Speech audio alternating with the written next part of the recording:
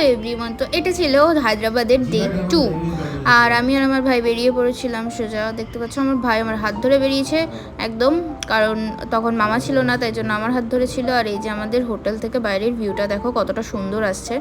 আর পুরো বলতে গেলে মার্কেটটা যেটা আছে ওটা প্রায় কিছুটা দেখা যাচ্ছিল। আর ওই নিচে অটোতে আমার মামা ওখানে দাঁড়িয়েছিল।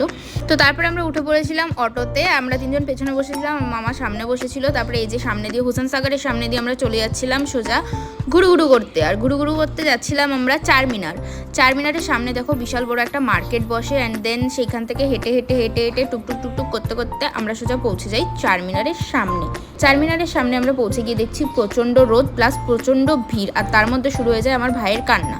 তারপরে সেখান থেকে আমরা পৌঁছে যাই এনটিআর গার্ডেনের সব থেকে ভালো জিনিস সেটা লেগেছিল সেখানকার কাঠবেড়ালিগুলো।